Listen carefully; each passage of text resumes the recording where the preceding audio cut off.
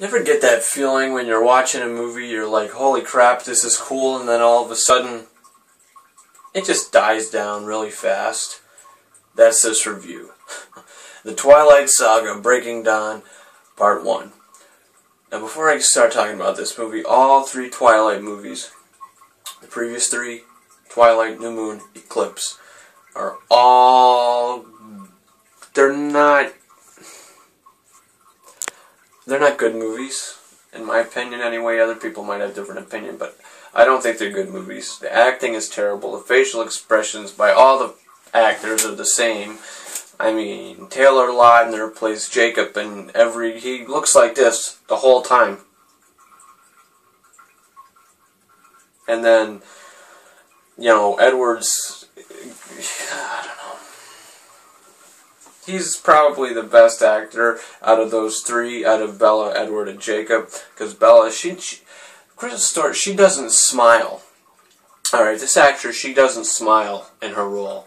And you want to know something good about Breaking Dawn Part 1? That made this movie good? She smiled 4 times. That's a record. Okay. I mean, she's a good actress, though. I mean, I'm not going to say anything bad about her. I mean, I don't have any problem with the person. Just, you know, she's good at the role. I don't know. I don't like it. I don't like the way that the characters were portrayed in the acting. The story, it's boring. They're not good movies. Starting with the Twilight Saga, Breaking Dawn Part 1. This film starts off... it's raining, and Jacob, he's outside, he gets a letter, and he throws it on the ground, and then he starts running, you know, and then I think it's his father, he comes out of the house, he's just like, Jacob, you know, wait, what are you doing? Because he wolfs out, and he runs away in the rain like a wet dog. So, I don't know what the guy's name is. I don't know what his name is, but Jacob's, I think, is his dad. In the wheelchair, he picks up the letter, and it's not a letter, it's an invitation to Bella and Edward's wedding, which actually happens really fast in this movie. The wedding, it takes place, and it's just like, oh, this is happening already? Okay. It happens, it gets over with, and then the honeymoon scene, they break the bed. Okay, they got to have this kid somehow, so what do? They break the bed. I think it even shows that in the trailer. I'm not lying. They actually break the bed. People, you might not think that I'm telling the truth here. If you're not, you should watch the movie because it's kind of awkward to watch. Actually, it's just really weird. But so then she finds out she's pregnant. She's just like, oh my God, you know, that's what happens when you don't wear protection. Okay, you're gonna get pregnant.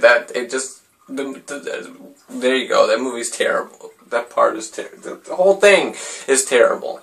I'm stuttering because it's just ridiculous. The movie's ridiculous. So then they go back to Forks after they leave their honeymoon or wherever the hell they live, and they're all like, "Oh my God, she's having the baby, and she's getting all skinny." The special effects are good when she gets all skinny and her body gets thin and you can see right through her bones.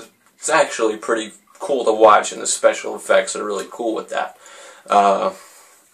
which I didn't think were bad at all.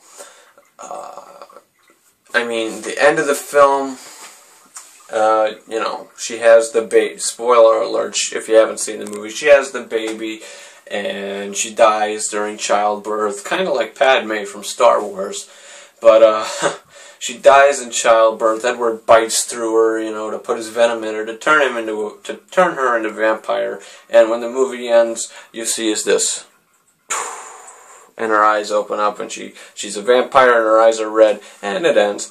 And then there's a little after credit scene, which shows the lady bringing the thing to the Volturi, saying that they have a child, which they name her Nesme. What kind of a name is that? But you know, I can't gripe about it, I guess, but.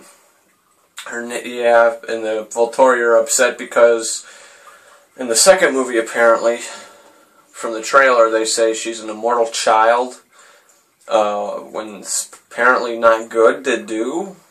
I don't know. Can't have a kid if you're a vampire. It's just ridiculous. But that's the end of the Twilight Saga Breaking Down Part 1. The special effects, good. You know, acting, you know, better from the adult characters. And, you know, the score by Carter Burwell, I think, does the score. The music is good to the movie. And director, oh, what's his name? He directs the Part 1 and Part 2 of Breaking Down. I don't know his name. Bill Condon, I think that's his name. But, you know, you got all that stuff going on. So, ladies and gentlemen, I'm going to give the Twilight Saga Breaking Dawn Part 1 a 3.4. Yeah. Twilight Saga Breaking Down Part 1, 3.4 out of 5. Ladies and gentlemen, if you're curious, first Twilight movie, my rating for it, 3 out of 5. Twilight New Moon review, the rating for it, I'm going to give it, I gave that movie a 3.3 out of 5.